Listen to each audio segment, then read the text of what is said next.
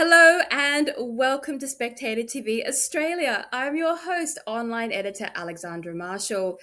December 10, also known as D-Day for social media if you happen to be under 16. There's a ban coming in place and it's going to apply from everything from Twitter to YouTube, although not the lefty paradise of Blue Sky. Some people have asked why, but we are going to be talking to a doctor with a PhD in law, Alexander. Alexander, welcome to the show and please introduce yourself. Thanks, Alexander. It's a pleasure to be here. My name's Dr. Alexander Hatzikalimnios, and I am a lecturer in law and a human rights advocate by background.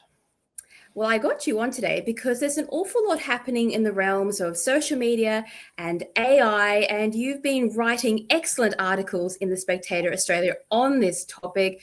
First of all, let's just get started with the obvious. This social media ban is coming in very shortly. Is it going to work, or do you think there's going to be some screaming going on in the households of Australia come the Christmas holidays?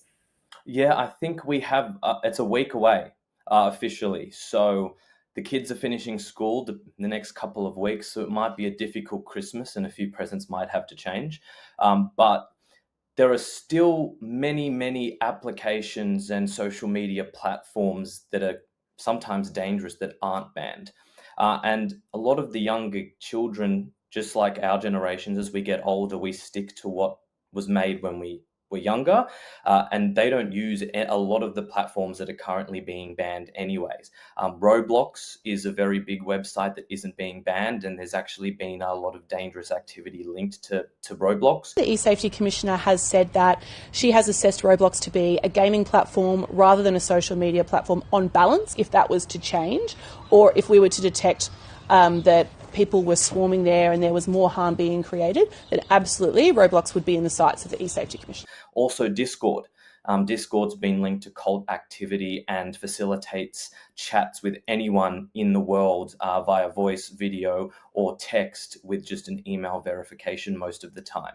So there's still a lot of platforms out there, and the reasoning on why they've chosen some platforms doesn't make sense in some circumstances. But children are still going to be able to interact and interact in environments that have been quite harmful in the past. Now, do we know if that's going to expand? Do we know if there's new websites that are going to be made, like Blue Sky and X? So there's going to be a third one. Who really knows? As you know, the more kids get told what to do, the more they want to try and break the rules. So I'm sure there's going to be a whole bunch of alternative applications popping up everywhere. Well, when I was growing up, it was Tumblr. And before that, LiveJournal was the big one. I'm really starting to show my age now. LiveJournal, before it was bought by the Russians, I might add, that was a whole security concern back in the day. And of course, we've actually heard one of the ministers or representatives come out this week and say, if kids move to platforms like LinkedIn, which are sort of dreary adult platforms who, for linking up for work, well, then they're going to add those platforms to the ban as well. So do you think that it's going to be an all-encompassing thing that just keeps expanding? Or do you think it's going, as you said, new things will just keep popping up and it'll be impossible? I even heard one group of parents complaining their kids are using Google Docs to communicate now. That's not even a social media platform. No, well, Google Docs is a really valuable tool for workflow. And yeah, I listened to that press release yesterday, and LinkedIn is very strange because it's become highly politicized in the past few years. So that could be a platform where young people start to go under the mask or of saying I'm networking with people, but they actually can create their own. You can create your own groups, you can have your own pages, you can have your own group discussions. So there is an endless ability to create these loophole technology that already exist. And these kids who are growing up with technology and AI itself can just build these platforms without even having to know how to code, or most of the way how to code, with AI helping people do this stuff.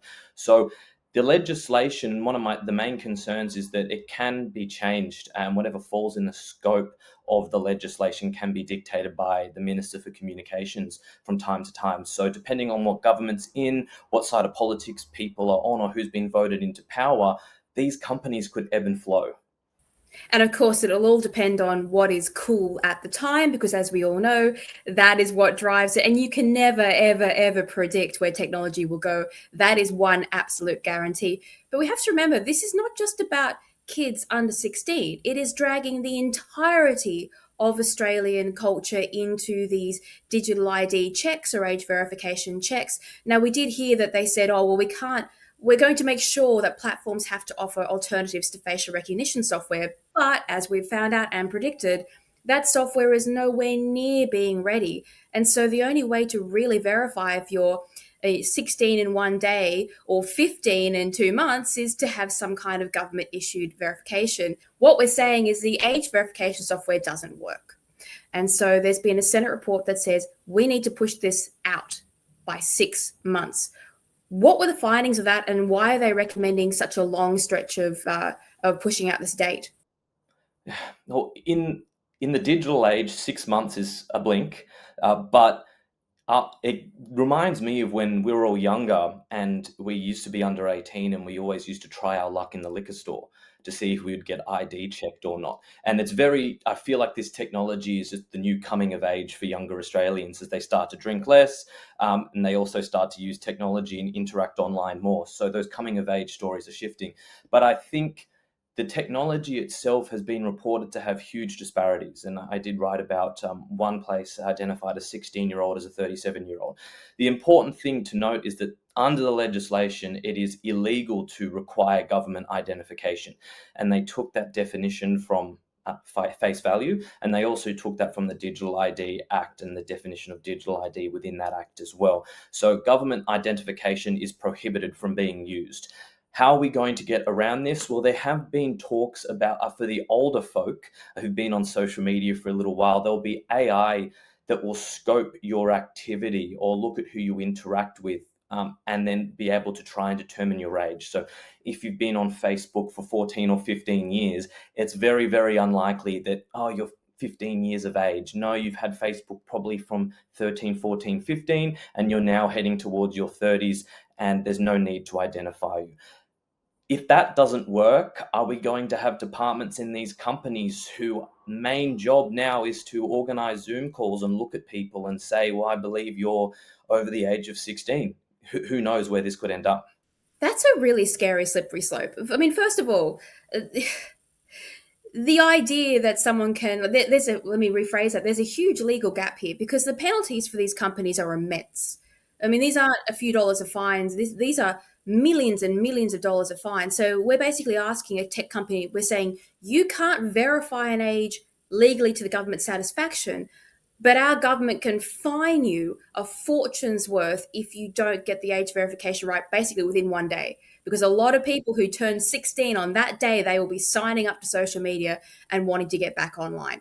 And so, and if we know that age technology doesn't work, because how could it ever work? You can't tell the difference by looking at a person between 1 day and the next. So it's a problem that can't be solved. We know digital ID will have to be implemented from a customer perspective. Otherwise, people are going to start freaking out. So I don't understand how the government can possibly even run this narrative. Although it is funny that you mentioned that they're being fooled by $3 Temu Halloween costumes. I mean, it all seems a bit ridiculous. My example is the Freddy Krueger mask. He looks like a really dismembered older white guy, and that was tying into this became more prevalent after the UK's version of their Online Safety Act that almost mirrors what we have here.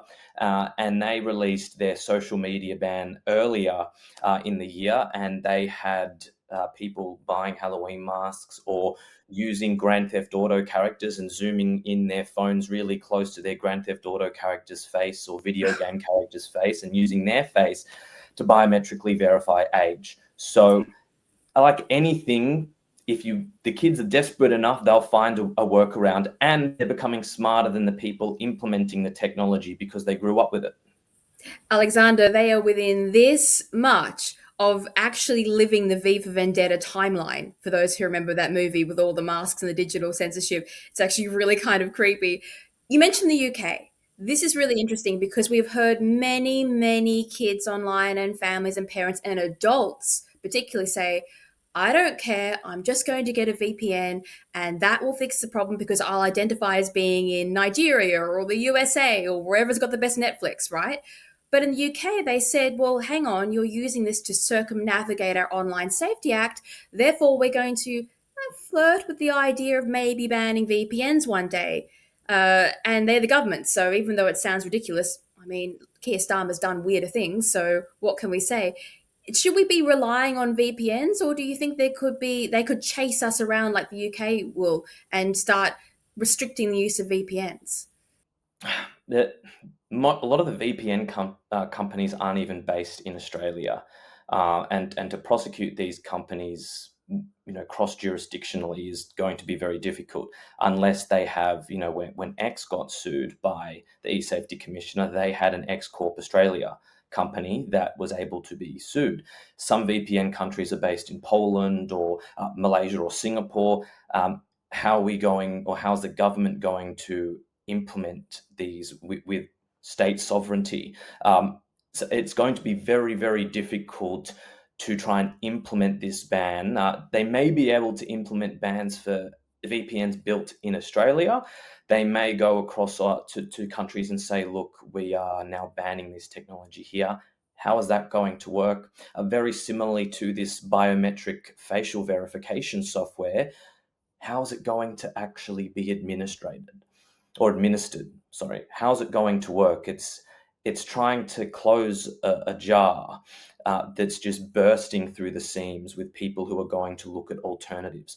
Once if you've got a leaking pipe, you fix one hole, there'll be another one that'll pop up down the line. So the system itself, I don't think you actually can ban VPNs. The technology is increasing, AI is increasing, loopholes are increasing. It's going to be very, very difficult to achieve.